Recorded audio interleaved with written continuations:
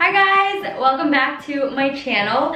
This is day 2 of my 30-day video series, and today we're gonna talk all about staying consistent in your fitness journey.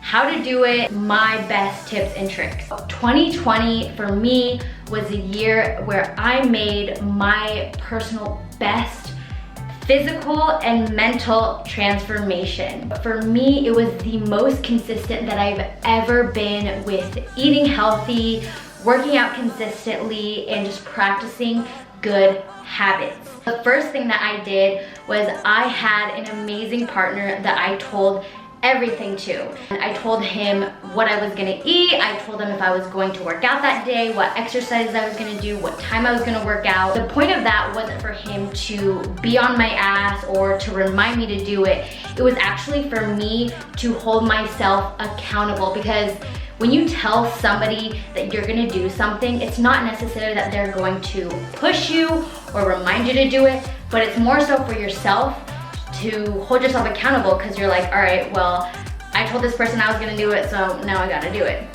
And that's exactly what I did. And on the days especially where I didn't want to eat healthy or I didn't want to work out, I told my boyfriend, hey, I'm going to eat X, Y, and Z today, okay? And I'm just telling you this so I hold myself accountable. And he would just be like, okay. So if you have a friend, a family member, text them what you're gonna do, and you can even tell them. You don't have to have a response, you don't even have to reply. You're gonna be my accountability partner so that I have someone to tell what I'm going to do to hold myself accountable. So that's the first thing, and it was so important. And you actually have to tell them what you're gonna do. Second thing was that I constantly looked at people and transformations that reminded me of what I was striving for. It's so important to That's my Rottweiler. Uh-oh. Is everything okay? I think that's a no. Number 2 is, I reminded myself of what I was striving for. So I would always look at YouTubers who documented their fitness journeys, and specifically I looked at the ones who were very positive, because they were just so excited about losing weight. They were so excited about meal prepping, going to the gym. The reality is you can make anything exciting or miserable. It totally is just your mindset. So for me, I understand that eating healthy and working out, it can totally be shitty or it can be amazing. It's just dependent on how you look at it, right?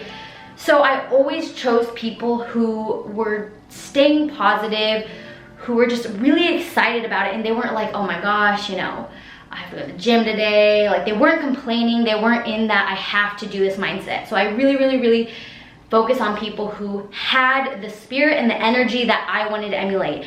Not to say there's anything wrong with saying that it's hard, because the reality is it can be hard, but it's just not something that I wanted to repeat to myself.